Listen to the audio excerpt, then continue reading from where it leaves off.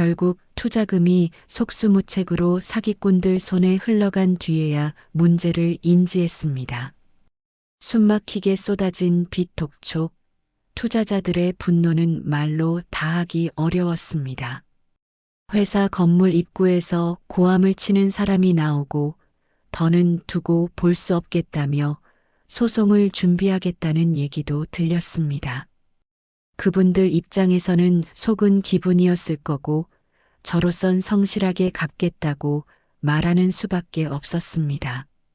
그런데 문제는 아내와 아들이 매일같이 그 광경을 지켜봐야 했다는 겁니다.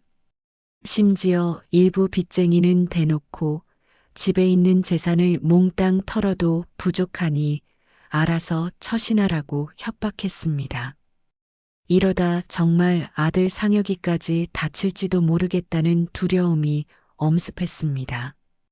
결국 선택할 수 있는 방법이 별로 없었습니다. 집을 나와서 행방을 자주 바꿔가며 일하는 게 가족에게 덜 부담되는 길이라고 판단했습니다. 빚쟁이들이 저를 붙잡고 늘어지더라도 최소한 아내와 상혁이를 직접 괴롭히지는 못하게 하고 싶었기 때문입니다. 그래서 쪽방 하나를 구해 그곳에서 새벽부터 막노동과 대리운전을 하며 지냈습니다. 잠은 34시간밖에 못 잤고 허리가 아프면 진통제 하나로 버텼습니다. 아내는 전화로 걱정할 때마다 제가 곧 괜찮아질 거라고 말하곤 했습니다. 대범한 척했지만 속은 타들어갔습니다. 이게 무슨 일인가요? 사연자 남영진 님이 투자 사기를 당하신 후에 빚 독촉에 시달리시는 것 같은데요. 대체 무슨 일이 있었는지 어쩌다가 이렇게까지 갈등이 심해진 것인지 오늘의 사연 들어보겠습니다. 사연 들으시기 전에 구독을 누르시면 건강과 평안을 얻게 되실 거예요. 안녕하세요. 남영진이라고 합니다. 혹시 처음 뵙는 분이라면 조금 낯설게 느끼실 수 있을 것 같습니다. 그래도 제가 살아온 이야기를 차근차근 말씀드리다 보면 왜 이렇게 농업 분야에 오랫동안 매달려 왔는지 어느 정도 이해하시게 되지 않을까 생각합니다. 여러 가지 사연이 얽혀 있기는 한데 요약하자면 땅을 일구는 삶이 좋았고 점차 규모가 커지다 보니 사업 형태로 발전시키게 된 과정이 있었다고 말씀드리고 싶습니다. 제가 어린 시절을 회상해 보면 아주 작은 시골 마을에서 태어나 논밭 구경을 참 좋아했습니다. 흙냄새가 밤 냄새만큼이나 익숙했고 한낮에도 하늘에서 쏟아지는 볕을 맞아가며 그냥 땅바닥에 철푸덕 앉아 있곤 했습니다. 누군가는 그런 모습이 한심해 보인다고 농담을 했지만 저한테는 그 시간이 무척 소중했습니다. 풀 한 포기가 자라는 모습이 왜 그렇게 신기했는지 모르겠습니다. 봄에는 씨앗을 뿌리고 여름에는 부지런히 물을 대주고 가을에 풍성한 수확을 거둘 때마다 마음이 절로 흐뭇해졌습니다. 집안 사정이 넉넉하지는 않았지만 그래도 부모님께서 농촌 생활에 대한 긍정적인 인식을 심어주셔서 감사하게 생각합니다. 지저분한 흙탕물이 아니라 생명이 움트는 땅이라는 시선으로 바라볼 수 있게 만들어주셨습니다. 다만 고등학교를 졸업할 즈음에 주변에서 이런 말을 많이 들었습니다. 농사로는 수익을 내기 쉽지 않으니 도시로 가서 좀 더 공부를 해보라는 권유였습니다. 솔직히 고민이 많았던 시기였습니다. 정말 농사를 업으로 삼을 수 있을까? 아니면 도시에서 관련 기술이나 유통을 배워야 할까?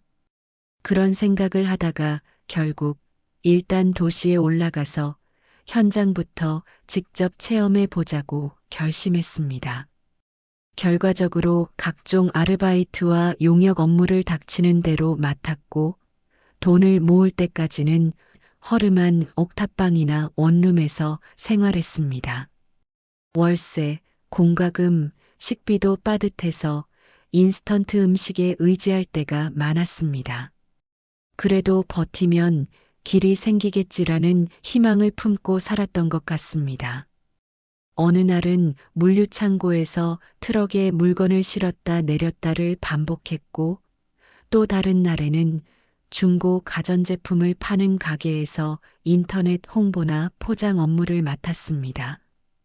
당시에는 몸이 고되고 주머니가 얇아 속상했지만 돌이켜보면 그 시간이 제게 큰 자산이 됐습니다. 농사뿐만 아니라 어떻게 물건이 유통되고 판매되는지 감을 잡을 수 있었기 때문입니다. 이후 점점 일이 손에 익으면서 조금씩 돈을 모을 수 있었습니다.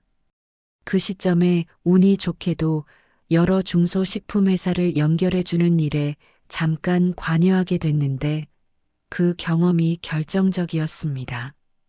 농촌에서 작물을 재배하는 분들과 도시에서 원재료를 대량으로 찾는 업체들을 연결해주는 역할이었는데 발로 뛰다 보니 정보가 쌓였습니다. 제대로 된 먹거리를 확보하는 일이 얼마나 중요한지, 그리고 안정적인 공급처를 찾으려는 수요가 얼마나 큰지도 실감했습니다. 이걸 보면서 농촌에서 흙을 만질 때 느꼈던 감정과 도시에서의 유통 업무가 자연스럽게 이어질 수 있겠다고 생각했습니다. 여기서 더 욕심을 내면 직접 작물을 키우고 유통까지 책임지는 사업체를 만들어 볼 수 있지 않을까 하는 구상이 떠올랐습니다. 주변에서는 다들 말렸습니다. 농업이라는 게 쉽게 성공할 분야가 아니고 기존 거대 기업들이 다 먹고 들어가는데 괜히 발만 담그다 망할 수 있다는 경고가 많았습니다. 그런데 제가 워낙 고집이 세고 뭐라도 할 수 있지 않을까 하는 근거 없는 자신감이 있었습니다. 그래서 작은 사업자 등록부터 시작했습니다. 업체 이름은 에코팜이라고 직접 지었습니다. 영어 단어와 농사를 상징하는 표현을 적당히 섞어본 것인데 듣는 분들이 생각보다 금방 외우시더군요. 처음에는 정말 초라한 규모였습니다. 누군가가 보면 동네 구멍가게 수준이라고 비웃었을지도 모릅니다. 그래도 아르바이트나 일용직으로 버틴 돈을 투자했으니 제게는 너무 소중한 시작이었습니다. 그 뒤 가공식품 쪽으로 조금 손을 뻗으면서 전처리나 소포장 과정을 회사 내부에서 진행할 수 있도록 시스템을 갖춰봤습니다. 예를 들어 시골에서 재배된 채소를 세척하고 진공 포장 후 배송하는 식으로 소규모 라인을 만들었습니다. 그렇게 배송 일을 해주던 택배 기사나 생산 농가에 계신 분들과 친분이 생기니까 매출이 조금씩 늘어났습니다. 이후 무리를 해서 인력을 충원하고 더 많은 농가와 계약을 맺는 작업도 시도했습니다. 매일같이 뛰어다니고 잠도 제대로 못 자며 일하다 보니 몸이 쇠약해지기도 했지만 이게 다 언젠가 쓸모 있는 기반이 될 거라 믿었습니다. 그러던 와중에 제 동반자를 만났습니다. 여보라는 호칭을 처음 쓸 때 느낌이 묘했는데 지금 돌이켜봐도 그 순간이 에코팜의 전성기를 여는 터닝 포인트가 아니었나 싶습니다. 살림과 회계를 정확히 챙겨주는 침착한 성격이어서 저처럼 덤벙거리는 사람에게는 최고의 동반자였습니다. 밤낮 없이 장부를 보고 어떤 상품을 더 개발할지 의논하는 일이 반복됐습니다. 처음에는 제 무모함에 질려 했지만 점차 마음을 열어주셨습니다. 아내가 없었다면 에코팜은 아마 5년도 버티지 못했을 겁니다. 결혼 후에는 본격적으로 규모를 키워보자는 생각이 커졌습니다. 그 결과 10년 정도 묵묵히 달려가면서 안정된 납품처와 소비자층을 마련하게 됐습니다. 그때쯤 아들 상혁이가 태어났습니다. 어린아이를 안고 있으니 마음 한편에 또 다른 욕심이 생겼습니다. 가정을 위해서라도 회사를 더 크고 단단하게 만들고 싶었습니다. 아내는 무리하지 않기를 권장했습니다. 해외 진출이나 대규모 투자 얘기가 나올 때마다 잠시만 멈춰 다시 생각하자고 말해주셨습니다. 그런데 제가 자주 비꼬는 투로 이렇게 말하곤 했습니다. 땀 흘려 일하면 어차피 다 이룰 수 있다. 다른 데서 막는다고 해서 기죽으면 안 된다. 지금 생각하면 얼마나 아찔한 발언이었는지 부끄럽습니다. 그렇게 무리한 투자가 시작됐습니다. 해외 농지 개발 사업을 소개받아서 현지 시찰도 몇 번 가보았습니다. 대충 살펴보니 땅의 상태가 그리 좋아 보이지 않아서 찜찜했지만 마중 나온 사람들이 너무 호들갑을 떨며 환영하고 계약서도 성급하게 쓰게 유도하는 바람에 괜찮겠지 하고 넘어갔습니다. 아내가 끝까지 신중하자고 했지만 제가 말하길 괜찮다고 했습니다. 은근히 비꼬면서 우물쭈물 하다가는 기회를 놓친다고도 했습니다. 이때부터였나 봅니다. 에코팜이 커지는 것 같았지만 사실 빚과 위험이 훨씬 빨리 불어나기 시작했습니다. 결국 투자금이 속수무책으로 사기꾼들 손에 흘러간 뒤에야 문제를 인지했습니다.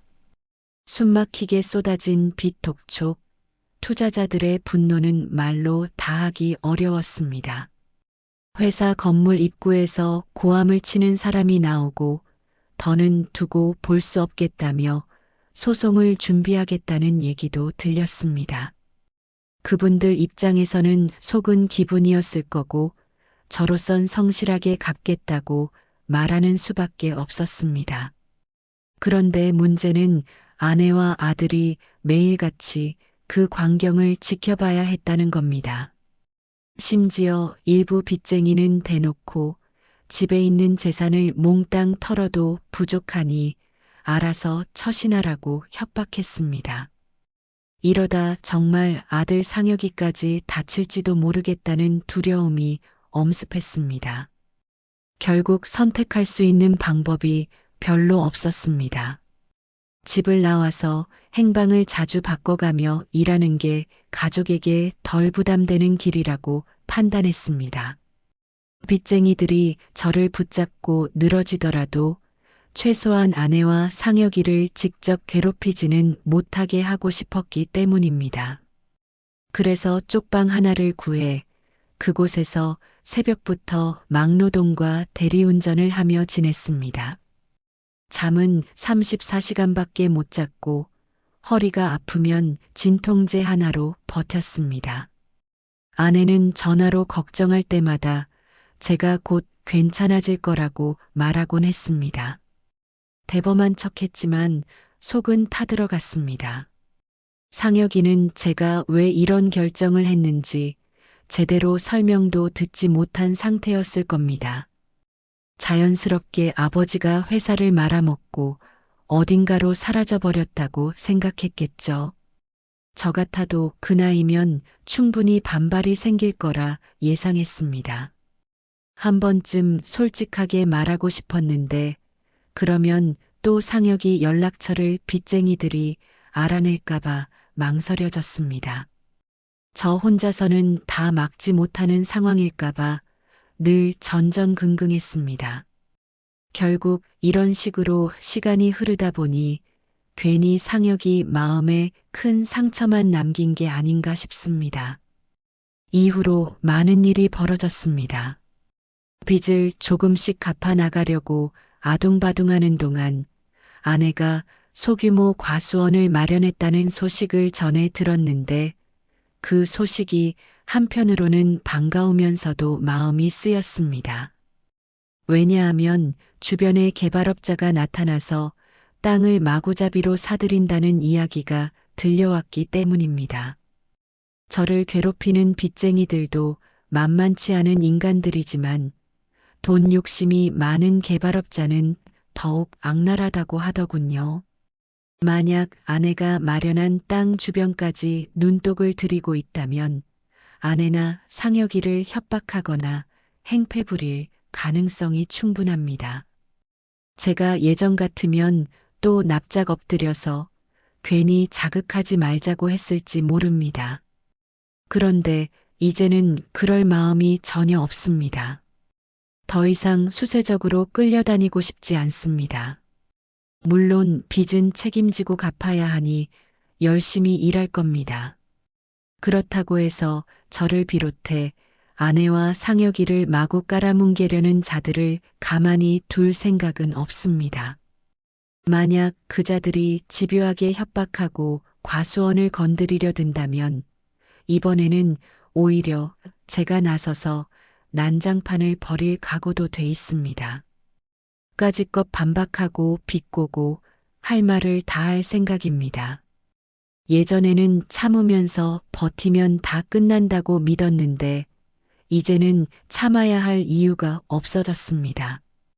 잃을 것도 없는데 억울하게 당하는 건 질색입니다. 앞으로 벌어질 갈등 상황은 아마도 아내가 운영하려는 과수원의 개발업자가 개입하면서 본격적으로 시작될 듯합니다. 제가 쪽방 신세를 지며 빚을 갚는 중이지만 아내와 상혁이가 위험에 처한다면 얼마든지 달려갈 겁니다. 이번에는 누가 무슨 말로 협박하더라도 마냥 두들겨 맞고 있지는 않을 겁니다. 마음속에 분노가 자꾸만 부글부글 끓어오르는 게 느껴집니다. 사실 부부끼리 서로 여보라고 부르며 산다는 게 이렇게 평온함보다는 치열한 전쟁터로 가득할 거라고 생각하지 못했습니다. 그래도 저는 끝까지 포기하지 않을 겁니다. 빚쟁이들도 개발업자도 하나같이 막무가내로 나오면 시원하게 맞받아치겠습니다. 상혁이와도 언젠가 직접 마주 앉아 이제 제법 자란 아들에게 그동안의 진심을 털어놓을 작정입니다. 처음 이쪽 방에 들어올 때만 해도 이 결정을 이해해주는 분이 많지 않았습니다. 사실 아들 상혁에게조차 말 한마디 제대로 전하지 못했으니 저를 향해 도망갔다고 생각하는 것도 무리는 아니라고 생각합니다. 그래도 저는 제가 여기서 살아가는 이유가 분명하다고 말씀드리고 싶습니다. 빚쟁이나 투자자들이 무섭게 협박해오면 결국 그 불똥이 아내와 상혁에게도 튀지 않겠습니까? 그래서 제가 떨어져 지내는 쪽이 낫겠다고 판단했습니다. 며칠 전 아내가 작은 과수원을 마련했다는 소식을 전해 들었습니다. 그 이야기를 들은 순간 마음이 한없이 복잡해졌습니다. 저 없이도 새롭게 일어설 길을 찾는 모습이 대견하면서도 혼자 얼마나 힘들었을지 떠올리면 죄스러운 마음이 큽니다. 상혁과의 관계도 마뜩잖을 텐데 누가 옆에서 도와주고 있는지 걱정이 들었습니다. 더욱이 최근에는 지역개발업자 이야기가 자주 들리기 시작했습니다. 땅을 무리하게 사들인 뒤에 원래 주인이 버티면 행패나 협박을 일삼는 악랄한 수법이 있다는 것입니다. 제가 아내가 매입한 과수원이 그 인근에 있다는 얘기를 들어서 그런지 혹시라도 그 개발업자가 과수원을 노리고 손을 뻗치지는 않을까 생각하면 가슴이 콱 막힙니다. 제 처지에서 당장 달려가고 싶어도 빚쟁이들을 피해 생활하는 입장이라 쉽지 않습니다. 일단 이쪽 방조차 들키면 또 다른 방식으로 아내나 상혁을 괴롭힐 틈이 생길 것 같아서 마음대로 움직이지 못하고 있습니다. 그래서 멀리서 아내가 잘 지내는지, 상혁은 어떻게 지내는지 간접적으로만 알아보고 있습니다. 가끔 농자재나 묘목을 파는 상인께 이런저런 이야기를 물어보기도 합니다. 개발업자라는 자들은 진짜로 무례하고 악랄하다는 말을 들었습니다. 공무원들과 뒤에서 얽혀 있어서 민원을 제기해도 쉽게 넘어간다고 하더군요. 누군가는 몇 번이나 피해 사실을 신고했는데도 벌금만 겨우 내고 유유히 활동을 계속했다고 합니다. 농사를 짓는 사람 입장에서는 눈앞에서 땅을 훼손해버려도 크게 막을 방법이 없다니 이야기를 듣는 것만으로도 분이 올라옵니다. 예전 같으면 그저 한숨을 쉬며 괜히 나섰다. 저만 더 다칠 수 있겠다고 생각했을 텐데 이제는 다르게 마음먹고 있습니다. 제가 이미 충분히 몰리고 힘든 상황이긴 하지만 아내나 상혁이까지 해코지를 당한다면 더는 물러서지 않으려 합니다. 언젠가는 빚을 갚아야 하는 입장이지만 가족이 짓밟히도록 두고 볼 수는 없지 않겠습니까? 제가 아내와 상혁을 지키지 못한다면 지금까지 쪽방 생활을 택한 이유도 무색해질 것 같습니다. 요즘은 막노동을 마치고 돌아온 뒤에도 도서관에 들러 농업 관련 법률을 찾아보고 있습니다. 혹시 개발업자가 과수원을 불법으로 가로채려 들거나 농가를 몰아내려 할 때 대응할 근거가 필요하겠다고 생각했습니다. 몸은 피곤하고 지치지만 마음만은 이상하게 더 단단해지는 것 같습니다. 상혁을 떠올리면 늘 마음이 쓰라립니다. 제가 제대로 이유를 설명해 주지 않고 집을 떠났으니 제게 쌓인 분노와 배신감이 상당할 겁니다. 그래도 혹여 아내나 과수원에 일이 생긴다면 상혁도 마냥 방관하지 않을 거라고 믿습니다. 서로 쌓인 감정이야 어마어마하겠지만 일단 위기 상황에서 손을 맞잡지 않을까 하는 바람이 있습니다. 그때가 오면 아마 상혁과 제가 서로 속에 있는 말을 시원하게 내뱉을지 모르겠습니다. 예전처럼 제가 조용히 참기만 할 생각은 없습니다. 상혁이 비판이든 어떤 한탄이든 다 들어주되 저도 제가 걸어온 길을 그대로 털어놓을 예정입니다. 얼마 전에는 상혁의 지인이라는 분께 연락을 받았습니다. 상혁이와 과수원에서 만났는데 제 이야기가 잠깐 나왔다고 하더군요. 아직은 원망이 가득하지만 그래도 아예 남보듯 하지는 않는다는 말을 전해 들었습니다.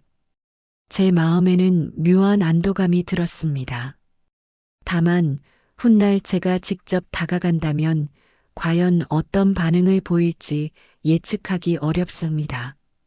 그저 세게 욕을 퍼붓고 돌아서 버릴 수도 있고 아니면 제게 물어보고 싶은 게 많을 수도 있겠지요. 어떻든 저는 이번에는 뭔가가 달라도 많이 다를 겁니다. 필요하다면 비꼬는 말도 바로 맞받아칠 생각입니다. 예전처럼 꾹 참으며 조용히 있지 않겠습니다.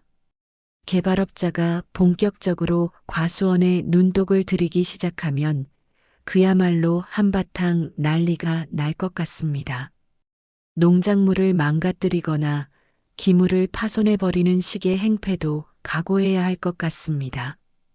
예전에는 이런 식으로 분쟁이 커지면 제가 나서서 막아야 한다는 책임감이 있었어도 늘 뒤로 숨었던 기억이 납니다. 하지만 지금은 다릅니다. 아내와 상혁이 걱정은 되지만 그래도 가만히 두고 볼 수는 없지 않겠습니까? 제가 감히 말씀드리지만 이번에는 절대 물러서지 않을 생각입니다. 목소리를 낮추고 조심하기만 해서는 아무것도 달라지지 않는다는 걸 뼈저리게 배웠습니다. 빚을 진 건 사실이니 관련해서는 제가 할 도리를 다하겠지만 그렇다고 해서 가족에게 손 떼는 자들을 그냥 놔둘 이유는 없습니다. 법이든 뭐든 닥치는 대로 활용해서 끝까지 붙잡고 늘어지겠습니다. 이 과정에서 시원하게 비꼬는 말도 준비 중입니다. 당하는 입장에서만 살아온 세월이 길었는데 이제는 조금 돌려줄 때도 된 것 아닐까 싶은 마음이 듭니다. 지금 이 시점에서 제가 더 자세히 말씀드리기는 어렵지만 머지않아 진짜 갈등이 수면 위로 떠오를 것 같습니다. 빚 문제도 아직 완전히 해결되지 않았고 개발업자의 행패가 더 심해진다면 큰 충돌을 피할 길이 없겠지요. 누군가는 제게 몸만 추스르고 있으라고 하지만 그렇게만 할 수는 없습니다. 어차피 멀쩡한 일상생활을 할 수 없는 처지라면 반드시 가족만은 보호해야 하지 않겠습니까? 그리고 상혁에게도 제가 결코 나약한 인간이 아니라는 걸 증명하고 싶은 욕심이 있습니다. 이야기가 전부 해결되려면 아직 시간이 걸리겠지만 여기까지가 지금 상황입니다. 조용하지만 매우 뜨거운 분노가 제 안에 타오르고 있고 시시각각 들려오는 개발업자 소식에 신경을 곤두세우고 있습니다. 만약 그들이 악랄하게 굴면 지켜보던 저도 참지 않을 것입니다.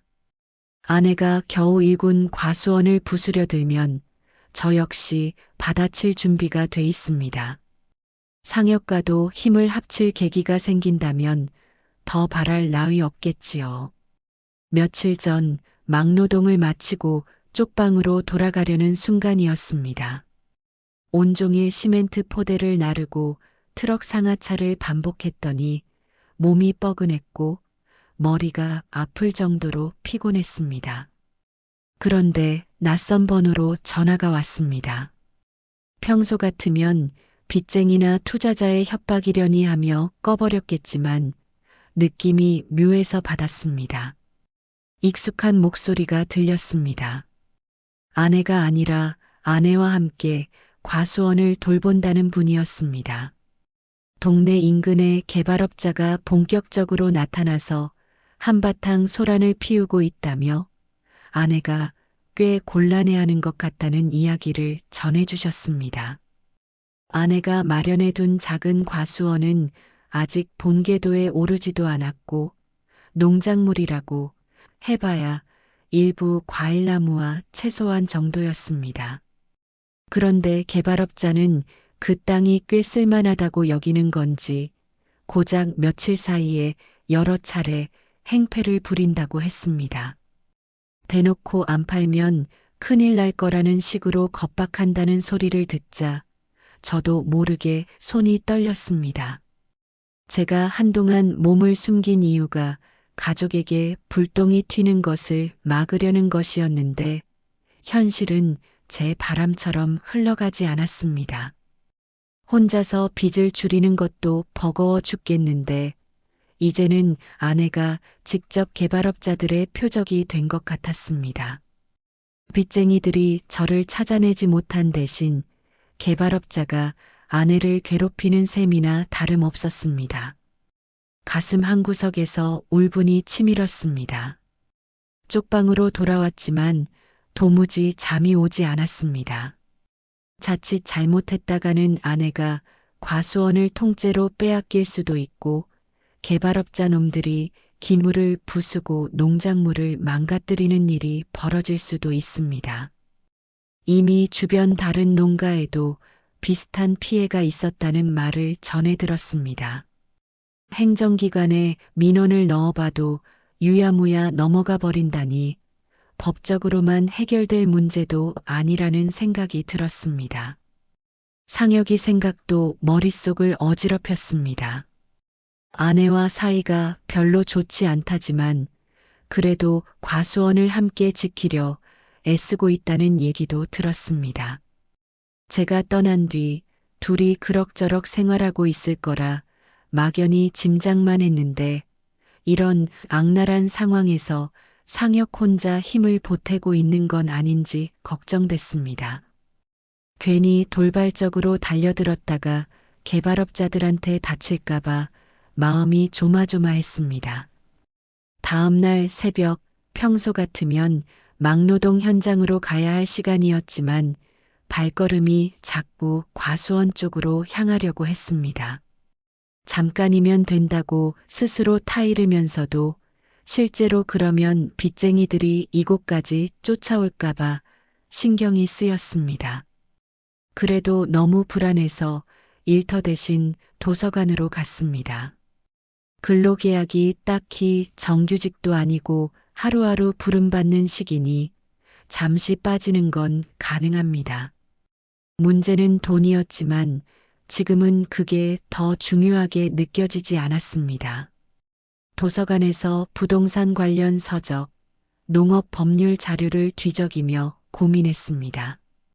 개발업자가 땅 매입을 강제하거나 농가에 위협적인 행위를 하는 걸 막을 수 있는 제도가 존재하긴 합니다.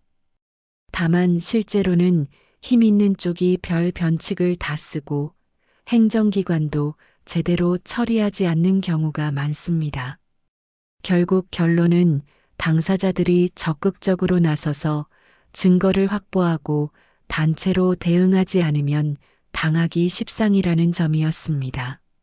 머리를 싸매고 자료를 읽다가 문득 전화가 또 울렸습니다. 이번에도 낯선 번호였습니다.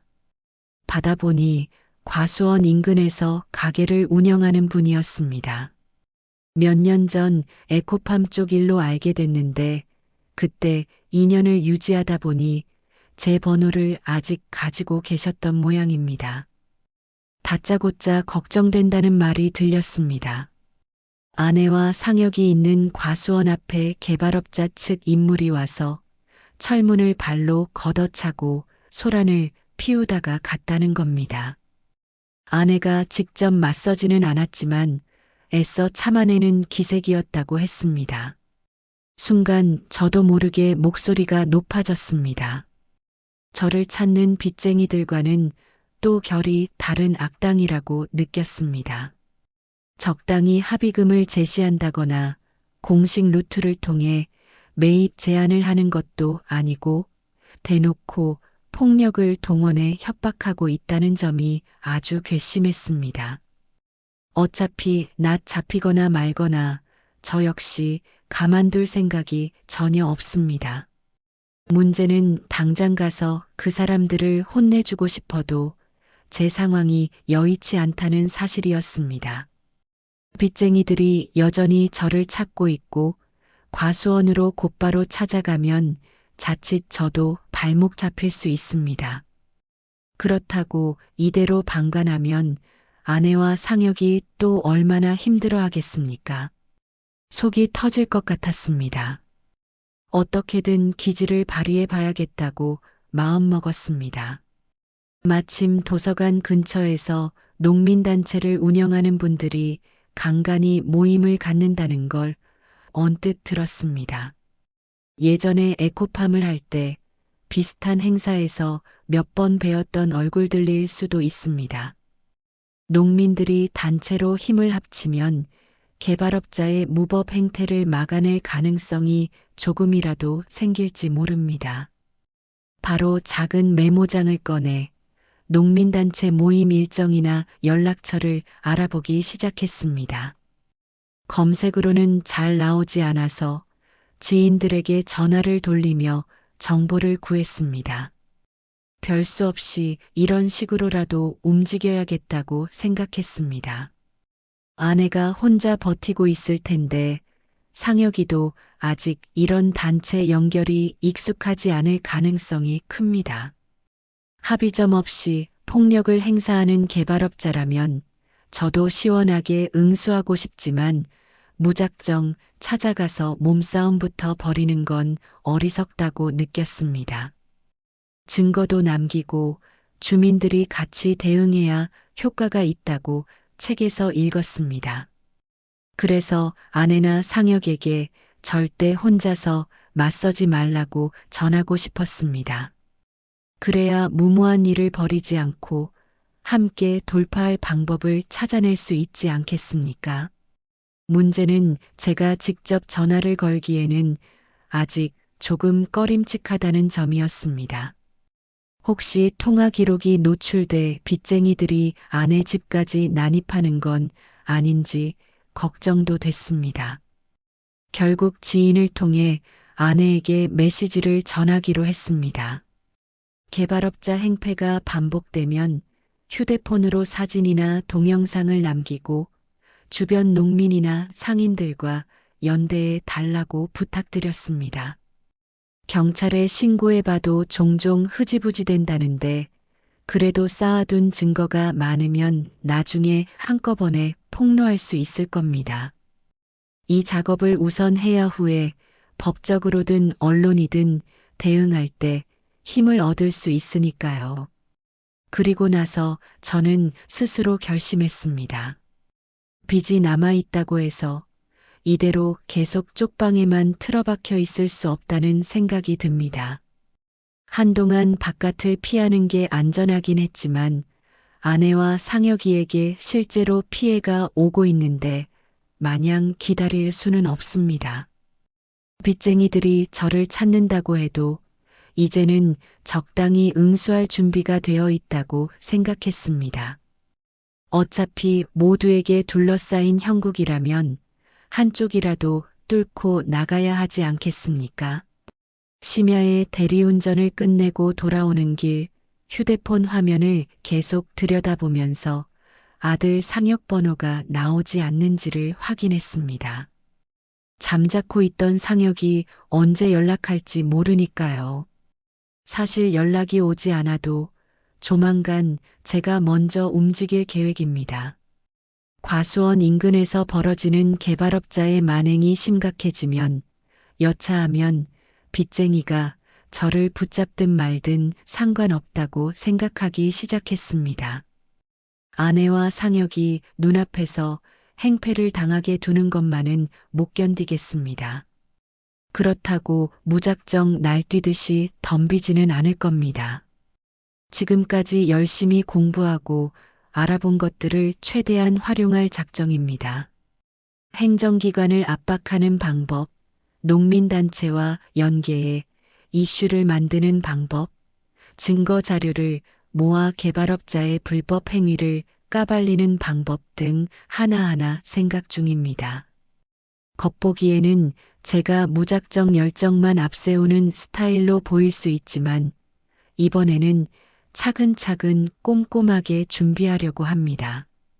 솔직히 말씀드리면 제게도 두려운 부분이 있습니다.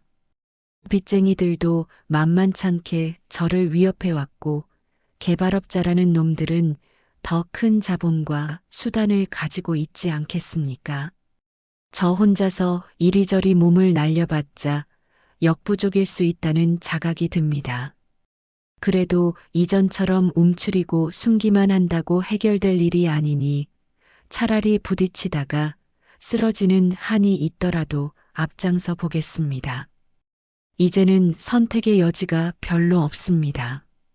제가 이 삶을 개척해 놓고 주저앉아 버리면 아내와 상혁이도 결국 등에 칼을 맞을 게 뻔하다고 느낍니다. 아들은 분명 저를 향해 삐딱하고 분노 가득한 마음을 가지고 있겠지만 그 아이가 위험에 처한 모습을 상상하는 것만으로도 악몽을 꾸는 기분이 듭니다. 가족을 내팽개쳤다는 비난을 감수하더라도 결코 그들을 위험 속에 방치할 수 없습니다. 오랜 시간 동안 쪽방에서 살아온 제가 다시 바깥 세상으로 걸어나가면서 어떤 난관을 맞닥뜨리게 될지 모르겠습니다.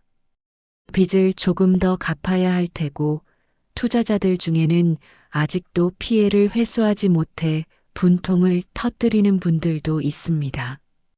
그러나 일단 개발업자 사태부터 해결해야 한다고 생각합니다. 아내가 슬픔을 억누르고 있을 텐데 더 이상 혼자 감당하게 둘 수 없습니다. 아들 상혁과도 이번 계기로 어떻게든 얽힌 매듭을 풀어나가 보고 싶습니다. 앞으로 제가 어떻게 움직이고 어떻게 맞서 싸울지는 조금씩 보여드리겠습니다. 갈등이 점차 깊어지고 폭발할 가능성이 높으니 다음에 들려드릴 이야기는 더 격렬하고 시끄러워질지도 모르겠습니다. 그래도 이젠 움츠리지 않겠습니다. 개발업자 놈들이든 빚쟁이든 다시는 저와 제 가족을 쉬운 상대로 여기지 못하게 만들겠다고 다짐합니다. 때로는 거친 말도 쏟아내고 비꼬는 표현으로 맞받아치면서 이전과는 전혀 다른 방식으로 대응하겠습니다. 지금까지는 제가 어떻게 준비를 하고 마음먹고 있는지 말씀드렸습니다. 가까운 시일 내에 큰 사건이 터질 거라는 불길한 예감이 강하게 듭니다.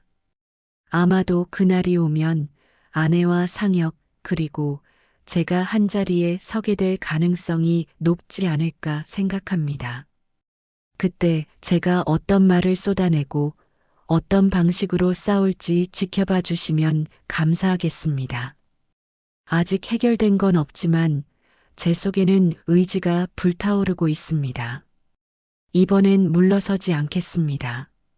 처음에는 혹시나 하는 마음으로 아내에게 직접 연락을 시도해 보려 했지만 아직 빚쟁이들도 완전히 제 뒤를 놓아준 상황이 아니어서 망설여졌습니다. 아내와 통화 기록이라도 생기면 또다시 가족을 위협하는 식으로 몰아칠까봐 두려웠습니다. 그래도 가까운 지인을 통해서 과수원 소식을 간접적으로 전해 들을 수 있었습니다. 아내 혼자 애쓰고 있지만 주변 농민들도 비슷한 압박을 받고 있어서 불안이 커지고 있다는 이야기였습니다. 제가 이대로 숨어서 기다려봐야 사태가 저절로 나아질 리가 없겠다는 생각이 들었습니다. 어차피 개발업자가 조직적으로 농가를 몰아내려 한다면 누군가는 제대로 대응해야 하지 않겠습니까? 그 사이 아들 상혁이도 과수원 근처에 자주 모습을 보인다는 소문이 들리자 마음이 더 복잡해졌습니다. 저를 향한 분노가 여전하겠지만 그래도 아내를 혼자 내버려 둘 수 없다고 생각한 것 같습니다. 제가 차라리 지금이라도 찾아가서 함께 맞선다면 상혁이와도 어느 정도 대화를 시도할 기회를 잡을 수 있지 않겠나 싶었습니다. 며칠 전 막노동 현장 사무실에 늦게까지 남아 있다가 우연히 오래전 인연이 있던 분과 만나게 됐습니다. 예전에 에코팜 운영할 때 농산물 유통으로 이어졌던 농민 중 한 분의 지인이었습니다. 그분이 농민단체 모임을 하는 장소를 알려주면서 땅을 지키고 싶다면 해당 모임에 도움을 청해보라고 조언했습니다. 바로 그날 밤 제가 피곤한 몸을 이끌고 쪽방 대신 그 모임 장소를 찾아갔습니다. 혹시 그곳에서 만난 이들이 개발업자 같은 악랄한 세력에 대항할 무언가를 알고 있을지도 모른다고 기대했습니다. 현장에 도착해 보니 생각보다 많은 농민들이 자그마한 사무실에 모여 있었습니다. 대부분 농사를 하며 힘겹게 살아가고 있다고 했지만 공통적으로 최근 개발업자에게 땅을 빼앗길 위기에 처한 분들도 있었습니다. 제가 조심스럽게 제 사정을 털어놨습니다. 빚이 있어 집을 나왔고 그 사이 아내가 과수원을 마련해 작은 규모로나마 농사를 준비 중인데 지금 그 땅이 개발업자의 목표가 된 듯하다고 이야기했습니다. 그러자 한 농민이 고개를 끄덕이며 비슷한 사례를 여러 번 봤다고 했습니다. 개발업자가 어떻게 꼼수를 쓰며 농가를 흔드는지, 어떤 식으로 허가를 받아내는지, 방해 공작을 쓰는지 한동안 설명이 이어졌습니다. 저도 메모를 하며 들었고 서류상의 문제나 지역 관청과의 유착 같은 것도 의심해 봐야 한다는 사실을 깨달았습니다. 아무래도 행정기관이 제대로 움직이지 않으면 농가 입장에서는 할 수 있는 게 제한적이라고 하더군요. 결국 방법은 주민들이 증거를 모으고 크게 문제를 제기하는 수밖에 없다는 말을 들었습니다. 그 자리에서 한두 분이 제가 지내는 지역이 어디인지 슬쩍 물었습니다. 빚쟁이들 때문이라 정확한 주소는 말씀드리지 않았지만 아직 빚을 전부 해결하지 못했다고 솔직하게 털어놨습니다. 그럼에도 동정 어린 시선보다는 서로 돕고 살아야 한다는 응원 분위기가 느껴졌습니다. 대놓고 거액의 소송을 해볼 여력은 없어도 농민들이 힘을 합쳐서 언론에 제보하거나 증거를 쌓으면 생각보다 강력한 한 방을 날릴 수 있다고 귀띔해 주었습니다. 무작정 경찰에 호소하기보다는 사진과 영상 등 명확한 물증부터 확보하라고 조언했습니다. 그래서 다음 날 조금 무리해서 현장 일을 쉬고 과수원 쪽으로 발길을 옮겼습니다. 수소문 끝에 밤중에 몰래 가서 아내나 상혁이와 마주칠 수 있을지 모른다고 생각했습니다. 한편으로는 자칫 빚쟁이들이 따라붙지 않을까 긴장했습니다. 그래도 더는 늦출 수 없었습니다. 도로 가장자리에 차를 세워두고 밤이 깊어졌을 때 과수원 근처를 살폈습니다. 대낮에는 개발업자가 시끄럽게 행패를 부린다고 들었지만 이 시간에는 조용했습니다. 멀리서 희미한 전등 불빛이 비쳤고 아내와 상혁이 실루엣이 어른어른 보였습니다. 제 입장에서 다가가고 싶었지만 혹여 더 큰 혼란을 줄까봐 조금 망설였습니다. 지난 세월 쌓인 상혁의 분노가 만만치 않을 텐데 갑자기 나타나면 제대로 말도 못 붙이고 욕부터 얻어먹지 않겠습니까? 그렇다고 그냥 돌아갈 수도 없었습니다. 잠시 가만히 과수원을 둘러봤습니다. 땅은 넓지 않았지만 아내가 심어둔 과일나무가 제법 자리를 잡고 있어 보였습니다. 간간이 나무 그루마다 작은 스프링클러가 설치돼 있었고 모종들을 위한 하우스가 보이기도 했습니다. 이 정도 규모라도 땅을 지키려면 결코 쉽지 않을 것 같았습니다. 언젠가 이곳에 대한 애정을 충분히 쌓고 가꾸면서 함께 일할 수 있는 날이 올 수 있겠다는 희망이 솟으면서도 개발업자에게 빼앗길까봐 걱정이 더욱 커졌습니다. 망설이는 사이 저도 모르게 담장 너머에서 소리가 났습니다. 조용히 몸을 숨기고 지켜보니 상혁이가 근처를 살피는 듯 했습니다.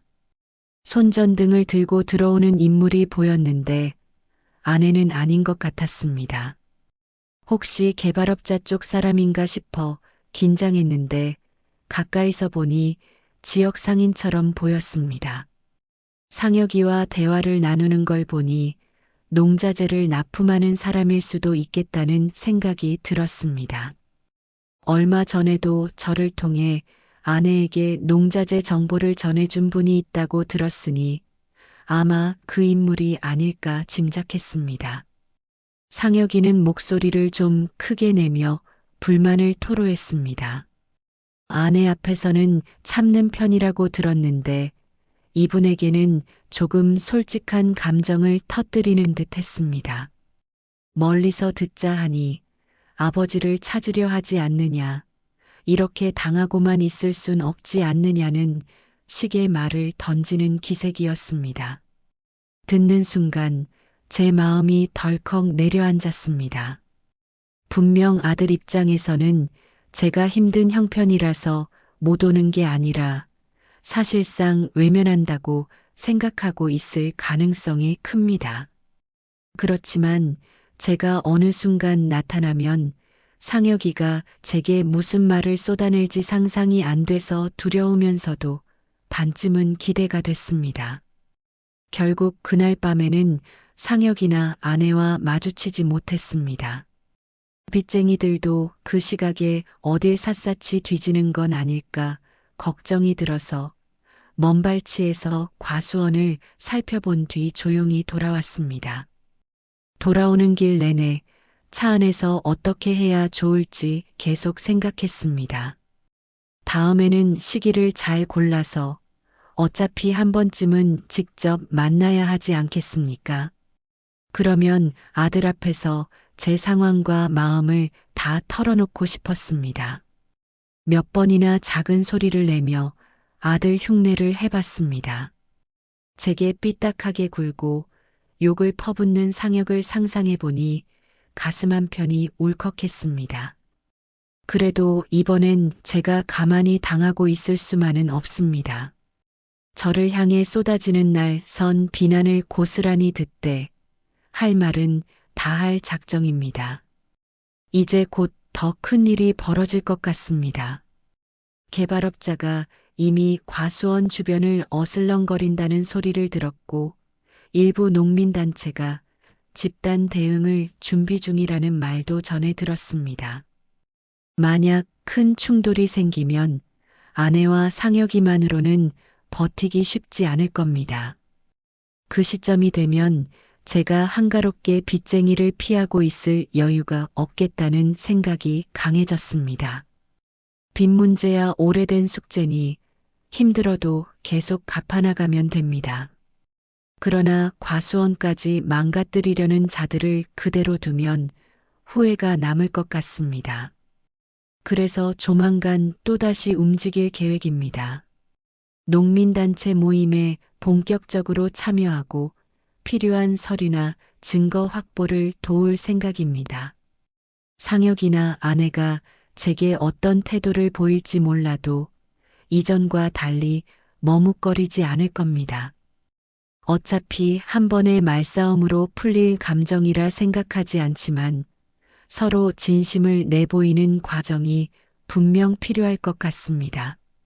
하물며 안면도 없는 개발업자를 상대로 이렇게까지 분노가 침이 오르는데 아들과의 갈등은 얼마나 복잡하겠습니까? 그래도 제가 과거에 잘못한 부분을 회피하지 않고 대신 아들에게도 꼭 해주고 싶은 말이 있습니다. 애써 도망치고 싶지 않다는 게 이번 제 마음가짐입니다. 결국 앞으로 전개될 이 모든 갈등은 빚을 지고서도 도망치지 않고 맞서겠다는 제 선택과 그에 대한 가족의 반응이 얽힌 상태로 이어질 것 같습니다. 아마 여기서 끝날 문제가 아니겠지요. 예상하지 못했던 더 큰 사건이 터지거나 개발업자가 더 지독한 수를 쓸 수도 있습니다. 그렇다고 해서 이제 와서 되돌아갈 수는 없습니다. 제가 다시 숨으면 아내와 상혁이에게만 더 큰 짐을 지우게 될 테니까요. 이번에는 끝까지 버텨보려 합니다. 빚쟁이들, 개발업자, 그리고 아들과의 기나긴 대치가 시작될 생각만 해도 숨이 막히지만 그래도 전처럼 무기력하게 주저앉지는 않겠습니다. 이제 제가 쓸 수 있는 모든 수단을 동원해 보려고 합니다. 법적 대응이든 농민단체와 연대든 언론에 제보하는 방식이든 뭐라도 해볼 작정입니다. 물론 대담하게 나선 만큼 큰 타격이 돌아올 수 있지만 저도 더 이상 잃을 게 많지 않습니다. 아들 상혁한테 욕을 먹고 아내 앞에서 죄책감을 느끼더라도 함께 가족을 지키는 방법을 찾아야 하지 않겠습니까? 이번에는 예전처럼 말 몇 마디만 하고 숨지 않을 거니 저를 우습게 보던 사람들이라면 전부 당황할지도 모르겠습니다. 이전에 제가 과수원 문제로 마음을 졸이던 상황을 말씀드렸는데 최근 들어 사정이 조금씩 나아지고 있습니다. 가장 큰 변화라면 슬슬 빚이 거의 다 정리되어 가고 있다는 사실입니다. 물론 아직 완전히 벗어났다고 할 수는 없지만 밤낮 없이 막노동과 대리운전을 이어가며 번 돈으로 이자를 꾸준히 납입해 온 끝에 원금마저 거의 다 갚게 됐습니다. 처음엔 이게 과연 가능할까 싶었는데 서서히 탄력이 붙더니 결국 여기까지 달려올 수 있었습니다. 빚쟁이들도 이제는 더 이상 저를 집요하게 쫓아다니지 않는 모습입니다. 이젠 빌려간 돈에서 아주 소액만 남았으니 빠른 시일 내에 완납할 수 있다고 생각합니다. 마음의 짐이 어느 정도 덜리니 땅과 가족을 지키겠다는 결심이 한층 더 굳어졌습니다. 그동안 숨죽이며 쪽방 생활을 했던 것은 빚을 전혀 갚지 못한 상태에서 아내나 상혁에게 피해가 갈까 두려웠기 때문입니다. 이제는 그래도 빚이 거의 다 정리되는 시점이니 조금 더 당당히 움직여도 되지 않을까 싶습니다. 물론 완전히 자유로운 상황은 아니지만 그래도 빚이 없는 삶이 얼마 남지 않았다는 사실만으로도 스스로에게 힘을 주고 있습니다. 며칠 전에는 아내가 있는 과수원 인근의 개발업자가 또 한 번 어슬렁거렸다는 이야기를 전해 들었습니다. 예전처럼 대놓고 행패를 부리진 않았지만 애매한 형식으로 땅을 넘기라는 식의 요구를 하고 있다고 합니다. 마치 모든 게 순조롭게 진행될 것처럼 꾸민 뒤에 조금이라도 반발하면 공사를 강행하거나 기물을 파손하겠다는 암시를 주는 식이라는 이야기를 접했습니다. 정말이지 악질 중에 악질이라는 생각이 절로 듭니다. 마음 같아서는 당장 달려가서 한판 붙고 싶은 심정이지만 아직 아내와 상혁이 어떻게 이 문제를 처리하고 있는지 직접 확인을 못한 상태라 신중해지려 노력 중입니다. 그래도 이제 빚을 거의 청산했다는 자신감이 생겨 예전처럼 숨어 지내지만은 않을 작정입니다. 누가 뭐라 하든 필요한 순간에는 과수원에 등장해 저도 상황을 지켜보고 필요하면 맞서 싸우겠다는 결심이 들었습니다. 아내나 상혁이와 화해를 이루지도 못한 채 갑자기 나타나는 게 어색하긴 해도 이 문제만큼은 더 이상 늦출 수 없다고 생각합니다. 아들이 어떻게 받아들일진 모르지만 이번에는 제게도 할 말이 있습니다. 그동안 무슨 사정으로 빚을 갚느라 숨죽이고 살았는지 아내와 상혁에게 온 피해를 생각하며 왜 이렇게 처절하게 돈을 모으고 있었는지를 제대로 털어놓고 싶습니다. 최근에는 농민단체분들과 종종 연락을 주고받고 있습니다. 제가 아무것도 모르는 상태에서 개발업자를 똑바로 상대하기는 어렵다고 판단해 조금씩 조언을 듣고 있습니다. 예를 들어 아내가 과수원에서 당하는 일들을 꼼꼼히 기록하라는 권유를 받고 필요하다면 지역 언론이나 시청 민원 창구에 집단으로 제보하는 방식도 고려해 보라는 말을 들었습니다. 예전 같으면 이런 걸 상상하기도 힘들었겠지만 이제는 과거처럼 주저앉아 있을 수 없다는 생각에 조금씩 행동폭을 넓히고 있습니다. 빚이 거의 다 정리된 지금이야말로 제게 남은 책임을 다할 기회가 아닐까 싶습니다. 며칠 전 아내와 상혁이의 근황을 잠깐 전해 들었습니다. 소식을 전해준 지인은 아내가 농사에 매달리며 차분하게 과수원을 가꾸고 있지만 개발업자가 수시로 나타나 시비를 거는 통에 정신적으로 피로가 커진 듯하다고 했습니다. 상혁은 티를 내진 않아도 자기 방식대로 아내를 돕고 있다고 하더군요. 자세히는 모르지만 꼭두 새벽에 나가서 과수원 인근을 둘러본다든지 아내가 없이 혼자 일을 보러 간 날엔 상혁이 대신 가게를 지키며 기다린다든지 그런 식으로 보조를 맞추는 분위기라고 들었습니다. 서로 말은 없을지 몰라도 실은 가족이니까 함께 땀을 흘리는 게 당연하겠지요. 그러다 보니 제가 또 주저앉아 있을 수는 없겠다는 자극을 받고 있습니다. 이제 남은 빚이 얼마 안 되니 빠르면 다음 달이면 전부 갚을 수 있을 것 같습니다. 그날이 오면 더는 빚쟁이에게 시달릴 이유가 없으니 쪽방을 버리고 당당히 나서서 아내와 상혁 앞에 설 계획입니다. 물론 그날이 오기 전에라도 급한 상황이 생긴다면 바로 달려가려고 마음먹고 있습니다. 개발업자가 과수원을 철거하려 들거나 말도 안 되는 괴롭힘을 시도한다면 뒤에서 지켜볼 이유가 없지 않겠습니까? 빚이 조금 남았다 해도 그까짓 것쯤은 제가 나중에 마무리할 수 있습니다. 누군가는 제가 너무 과감한 결정을 하는 것 아니냐며 우려를 표합니다.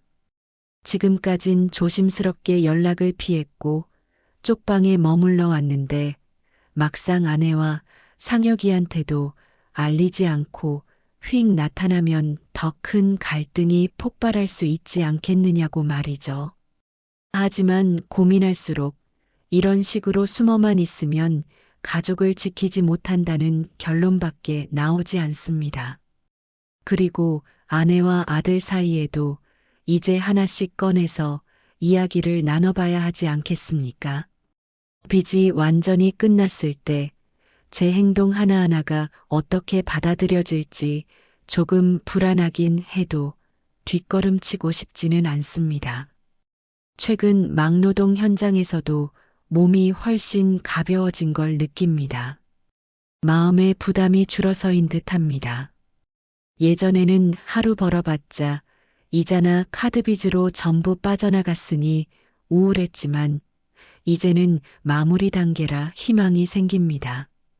동료 중 몇몇이 축하 인사를 건네며 곧 편해지시겠다고 말하는 순간 저도 모르게 아내와 상혁이 얼굴을 떠올립니다. 마음 한편에 여전히 남아있는 죄책감이 찌릿하게 느껴집니다. 저로 인해 둘이 고생했다는 걸 절감하기 때문입니다. 그러나 앞으로는 그 미안함을 토로하기보다 해결책을 함께 모색하면서 세 사람이 웃으며 살 기회를 찾아보겠다는 다짐을 합니다. 얼마 전에는 상혁의 친구라고 밝힌 인물에게 연락이 왔는데 상혁이 삐딱하게 저를 욕하며 그래도 빚을 다 갚으면 한 번쯤 볼 용의가 있다고 중얼거렸다고 전해줬습니다. 저로서는 고맙기도 하고 씁쓸하기도 합니다. 오죽하면 상혁이 그렇게 말했겠습니까? 하지만 속내는 복잡해도 그 말 한마디에 작은 기대를 걸어봅니다. 정말로 빚 문제에서 자유로워지고 더 이상 빚쟁이에게 시달리지 않는 시점이 되면 아들 앞에 서서 제가 여기까지 어떻게 버텨왔는지 알려줄 생각입니다. 거기에 대해 상혁이 무슨 반응을 보이든 이번에는 피하지 않을 겁니다. 욕을 퍼붓든 눈물을 보이든 제가 맞받아칠 말도 많습니다. 개발업자 이야기를 다시 꺼내면 요즘엔 좀 더 교묘해졌다는 소문도 들리더군요. 예전처럼 무턱대고 파손이나 폭력을 쓰기보다 인근 주민들에게 소소한 이익을 약속하면서 분위기를 교란시킨다는 말이었습니다. 친분 있는 농가 몇 곳에는 아주 좋은 조건으로 땅을 사주겠다고 달콤한 이야기를 흘리고 그 농가를 우호적으로 만들어 불필요한 갈등을 없앤다는 겁니다. 아내가 과수원을 끝까지 지킨다고 반대하면 반대로 협박 수위를 높일 수도 있겠지요. 이중적인 방법을 쓰는 놈들인 것 같습니다. 그런 면에서 농민단체 분들이 말한 대로 서로 연대하고 증거를 모으는 게 중요하다고 생각합니다. 아내 혼자서는 힘들 테니 상혁이와 제가 힘을 합친다면 훨씬 든든해지겠다는 상상을 합니다. 조만간 뭔가 큰 사건이 터질 것 같은 예감이 듭니다. 빚이 거의 다 정리되었으니 제가 직접 과수원에 갈 명분도 생겼습니다. 혹시 개발업자가 또 무리수를 두면 그 자리에서 맞설 작정입니다. 이전처럼 비굴하게 끌려다니지 않을 거고 필요하다면 다른 농민들과 함께 행동을 개시할 겁니다. 최대한 시원하게 맞받아쳐야 하지 않겠습니까? 제가 분노가 치밀면 굳이 순한 말만 할 이유는 없다고 생각합니다. 특히 아내나 상혁이가 당하는 꼴을 보고 그냥 참을 수는 없을 것 같습니다. 이 과정을 통해 저 스스로도 다시금 깨닫게 됐습니다. 빚 때문에 쪽방에 숨어 있었던 시간들, 남몰래 막노동으로 하루하루를 버티던 지난 세월이 결코 헛되지 않았습니다. 결국 빚의 늪에서 벗어날 정도가 됐으니 이제는 과거의 무모한 사업 실패를 만회하고 가족의 신뢰를 회복할 기회가 열리고 있다고 생각합니다. 물론 아직 상혁과의 감정적 골이 깊지만 뚜껑을 열기 전부터 겁먹을 필요는 없다고 느낍니다. 서로 한 발씩 다가가서 치열하게 말다툼도 하고 비꼬는 말도 주고받으면서 한 걸음씩 전진해야겠지요. 아내도 저를 마냥 반가워하지 않을 수 있지만 최소한 제가 빚을 밀어서 도망 다니는 사람이 아니라는 점은 보여줄 수 있을 겁니다. 정말 머지않은 날 큰 갈등이 폭발할 것 같습니다. 그 순간에는 빚 문제가 거의 해결된 제 입장에서 더 적극적인 자세로 뛰어들 수 있으리라 예상합니다. 제게 실망했던 이들, 아직도 앙심을 품은 투자자들도 있을 수 있지만 더 이상 저를 무시하기는 쉽지 않을 것입니다. 이제 한 번이라도 당당히 맞서봐야 하지 않겠습니까? 개발업자가 악랄하게 나오면 저도 모든 역량을 동원해 반격하겠습니다. 상혁과도 이 문제를 계기로 손을 잡을 수도 있지 않을까 기대를 걸어봅니다. 조만간 본격적인 충돌이 일어나면 이야기가 크게 요동칠 거라고 생각합니다. 그때 제가 어떤 말을 내뱉으며 싸우고 어떻게 시원하게 대처하는지를 지켜봐 주시길 부탁드립니다. 이번에는 정말로 물러서지 않을 겁니다. 비질한 족쇄에서 거의 벗어난 지금이야말로 제가 아내와 상혁을 위해 할 수 있는 최선을 다해야 할 때라고 생각합니다. 머릿속에서 시뮬레이션을 수십 번 돌려보고 있지만 실전이 되면 감정이 폭발할지도 모르겠습니다. 그래도 예전과 달리 굴욕적으로 당하고만 있진 않을 것입니다. 이제 곧 모든 것이 드러나겠지요.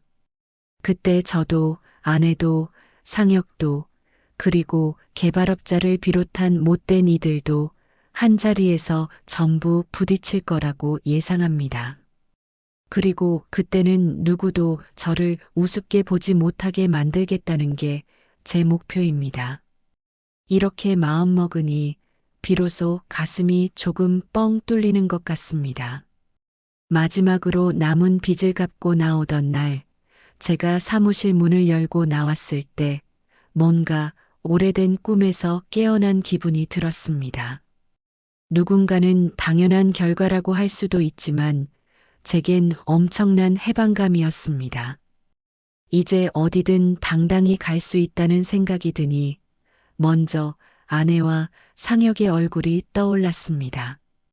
과수원에서 악랄한 개발업자를 상대하고 있을 것이 분명하다는 이야기였는데 더는 숨을 이유가 없다고 마음먹었습니다.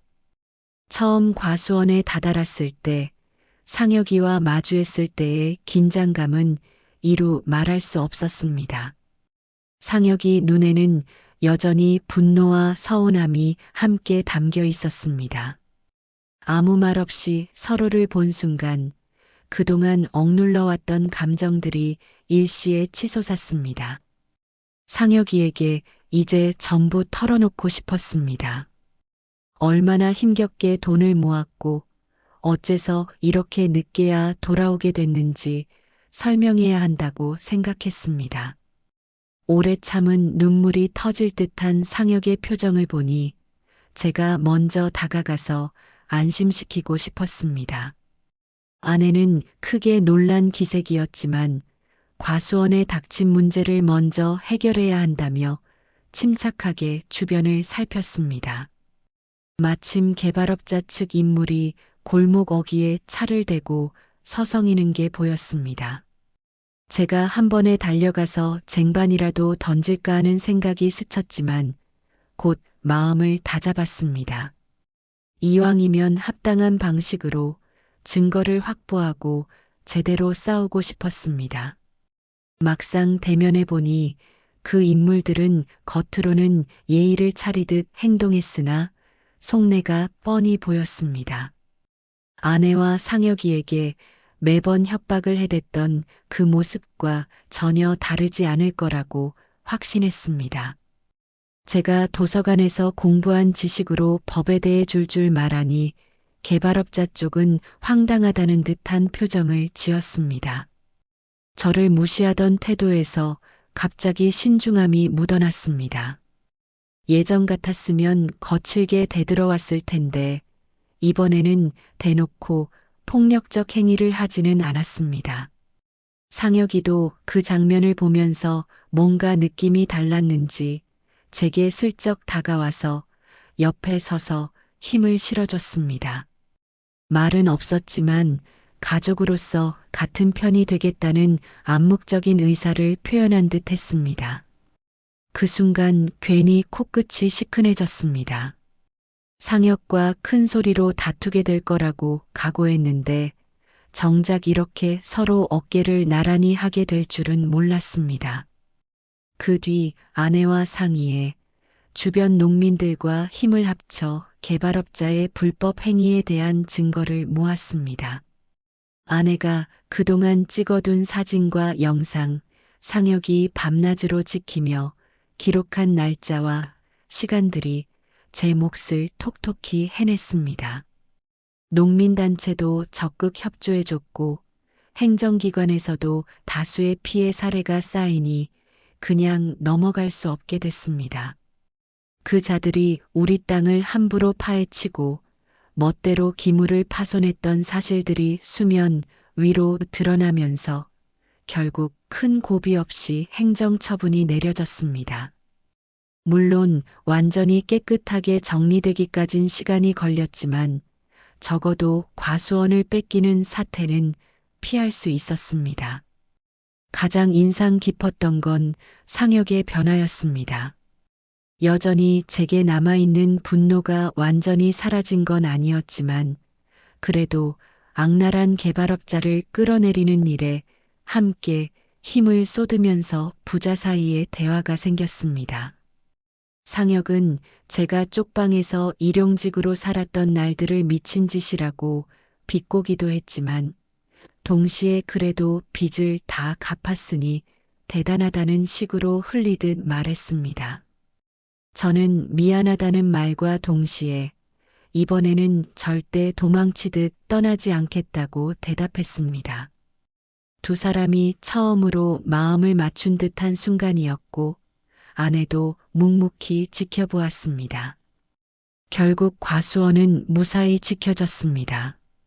개발업자는 손해가 컸는지 슬그머니 발을 빼고 떠났다는 소식이 전해졌고 그 뒤로 어설프게 협박을 해오는 잔당들도 자취를 감췄습니다.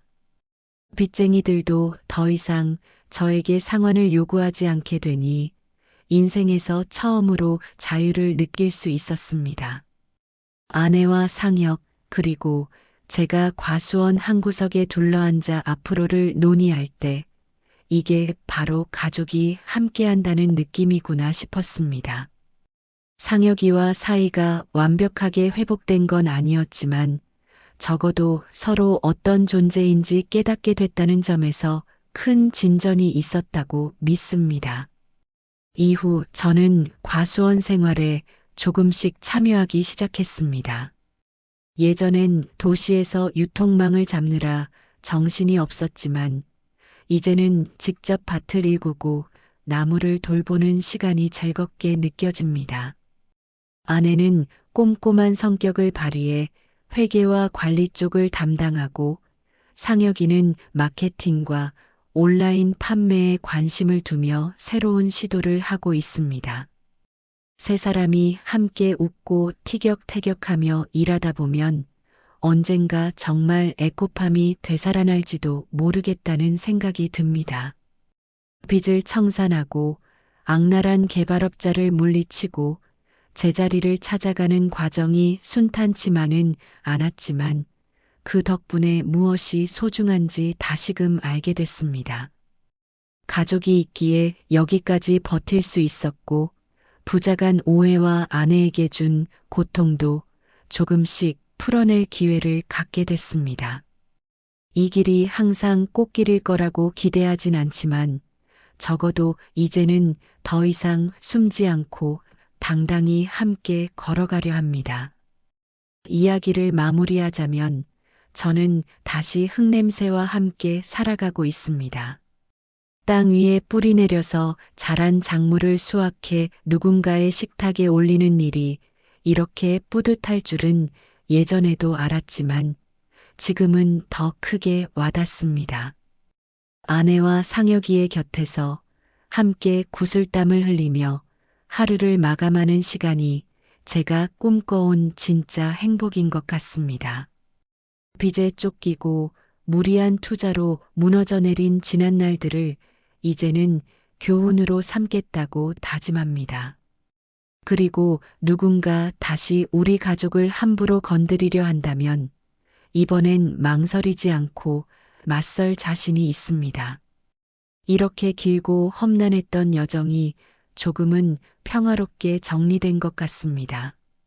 새벽녘에 과수원을 둘러보며 한숨 돌리게 된 지금의 현실이 너무도 감사하게 느껴집니다. 그렇다고 마냥 쉬고만 있진 않을 겁니다. 아내와 상혁 그리고 제가 머리를 맞대서 새로운 기획도 해보고 이곳을 더 발전시키기 위해 고민하겠지요. 무엇보다 빚의 굴레에서 벗어난 자유를 만끽하며 하루하루를 소중히 보낼 생각입니다. 마무리는 여기까지입니다. 그동안 들어주셔서 감사합니다. 오늘의 사연 들으시고 어떤 생각이 드셨나요? 사연자분께 해주고 싶으신 말씀 있으시면 댓글 부탁드리고 구독을 누르시면 여러분께 내일 좋은 소식이 찾아올 거예요. 그럼 다음 사연에서 만나 뵙겠습니다. 감사합니다.